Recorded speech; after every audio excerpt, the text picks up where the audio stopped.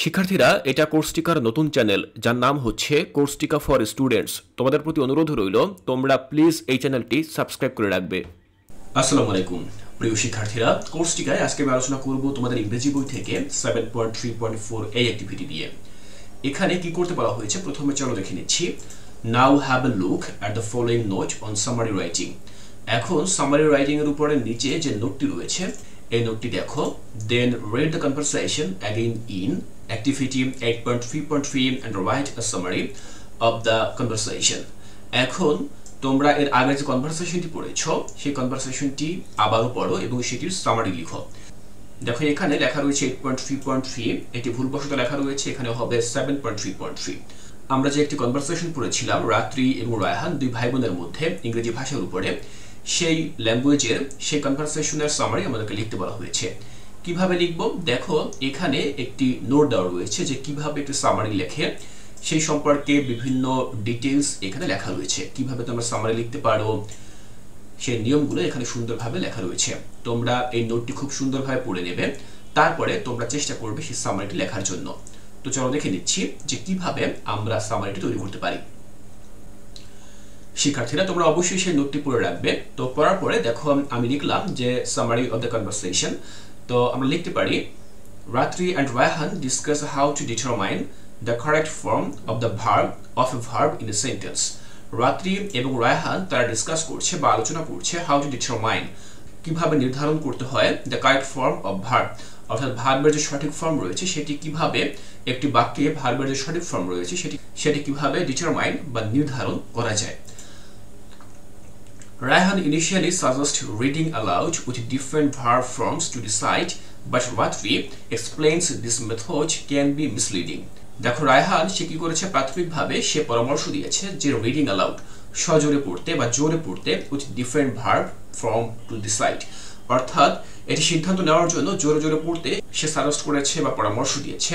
But রাত্রি explains this method can be misleading, কিন্তু রাত্রি সে এই যে উপায় রয়েছে বা এই যে পদ্ধতিটি রয়েছে সেটিকে সে এক্সপ্লেইন করেছে যে এটি অনেকটা মিসলিড করতে পারে বা এটি আমাদেরকে ভুল করাতে পারে।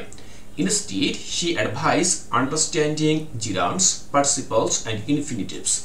এর পরিবর্তে সে অ্যাডভাইস করেছে বা উপদেশ দিয়েছে যাতে করে বোঝা যায় gerunds, participle and infinitives, অর্থাৎ তুমি যদি gerund, participle এবং infinitive খুব ভালোভাবে বোঝো তাহলে কিন্তু তুমি খুব সহজভাবে একটি বাক্যের মধ্যে ভার্বের যে কারেক্ট ফর্ম রয়েছে বা রাইট ফর্ম অফ ভার্ব রয়েছে সেটিকে ডিটারমাইন করতে পারো।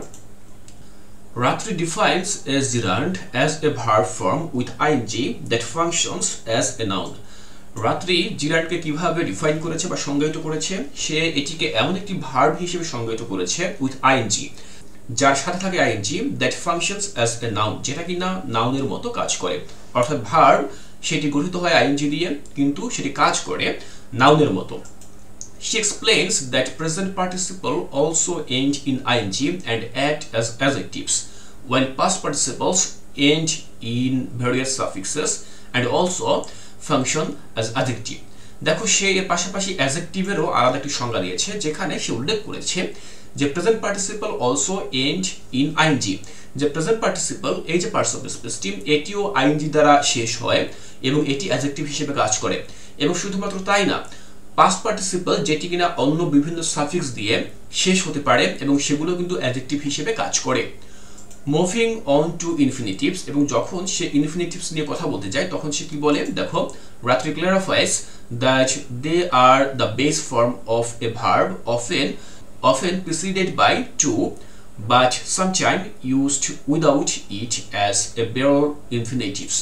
দেখো যখন সে ইনফিনিটিভ সম্পর্কে কথা বলতে যায় তখন সেটি ক্ল্যারিফাই করে বা স্পষ্ট করে যে they are the base form of a verb, অর্থাৎ এগুলো হচ্ছে ভার্বের ভিত্তি বা বেস ফর্ম, যেগুলো কিনা টু, যার সাথে কিনা টু থাকে, but sometime used without it, কিন্তু কখনো কখনো টু ছাড়াও এগুলো ব্যবহার করা হয়ে থাকে অ্যাজ বেয়ার ইনফিনিটিভ, অর্থাৎ বেয়ার ইনফিনিটিভ হিসেবে।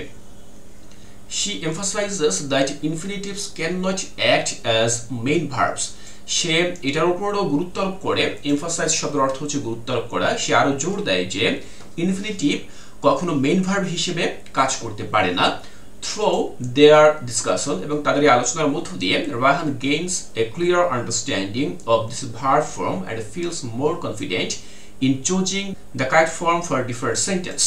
দেখো এই যে আলোচনার মধ্য দিয়ে Raihan gains a clear understanding, Raihan খুব ভালো বা স্পষ্ট একটি ধারণা পায় বা বুঝে সে of this verb form, এই যে ভার্বগুলো ফর্ম সম্পর্কে সে খুব স্পষ্টভাবে বুঝতে পারে and feels more confident এবং সে আরো বেশি আত্মবিশ্বাসী অনুভব করে in choosing the correct form for different sentences, অর্থাৎ বিভিন্ন বাক্যে কিভাবে ভার্বের বিভিন্ন ফর্ম বা সঠিক ফর্ম ব্যবহার করতে হয় সেই সম্পর্কে সে আরো বেশি কনফিডেন্স লাভ করে।